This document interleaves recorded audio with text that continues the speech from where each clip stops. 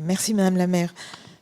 Donc oui, il y a un certain nombre de questions, pas sur le projet en lui-même. Je pense que c'est une opération nécessaire d'avoir un centre municipal de santé moderne et fonctionnel. Certaines réponses ont été apportées en commission qui m'amènent à formuler d'autres questions. Donc j'ai 6 points.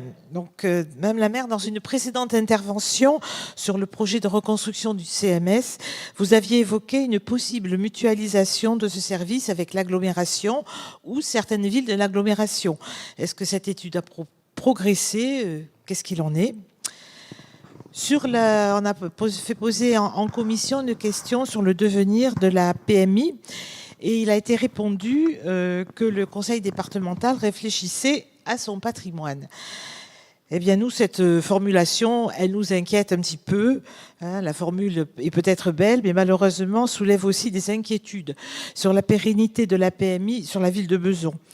Quand on constate malheureusement la difficulté d'accès aux soins pour les Bezonnaises et le suivi des jeunes enfants, on ne peut pas accepter que la PMI disparaisse. Ce serait dramatique pour nombre de Bezonnais et accentuerait encore les délais d'obtention d'une consultation en médecine générale. Madame la maire, en tant que conseillère départementale, vous êtes très bien placée. Vous ne devez pas accepter le départ de la PMI de Bezons. Pour les Bezonnais, vous devez exiger son maintien sur le territoire communal. Sur la question du SIAD, il a été également répondu en commission qu'il serait déplacé sur le foyer Perronnet dans le cadre du projet gérontologie. Pouvez-vous nous en dire plus sur ce projet? Le projet de réhabilitation du foyer Perronnet comprend-il un agrandissement suffisant pour accueillir ce service ainsi qu'un parking pour les voitures du SIAD? Quatrième sujet, toujours en commission, il y a eu une question posée sur l'association des personnels au projet de construction du CMS et dès l'avant-projet de façon à ce qu'il soit vraiment fonctionnel et réponde aux besoins des professionnels.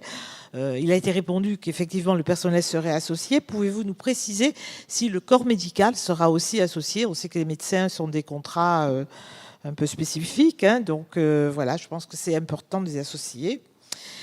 Et puis une question sur le permis de construire qui est affiché.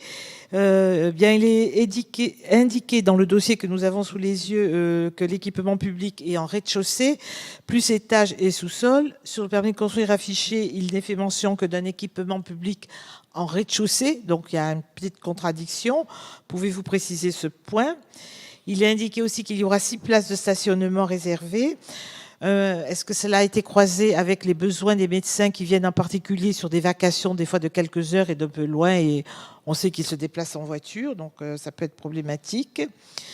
Et également, est-ce qu'il y aura à l'extérieur quelques places réservées pour les patients du CMS? Il y a beaucoup de patients qui sont âgés, sans pour cela avoir une carte de handicap, ils viennent en voiture, ils ont besoin de pouvoir être déposés en proximité. Donc, est-ce que c'est pris en compte de façon à faciliter l'accès?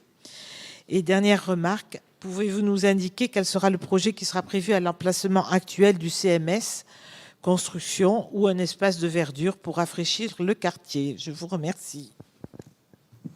Est-ce qu'il y a d'autres questions, Monsieur Faravel? Je rebondirai sur la dernière remarque de Madame Priot. L'emprise actuelle du CMS, c'est là que sont prévues les compensations en verdure pour le projet Albert Ier.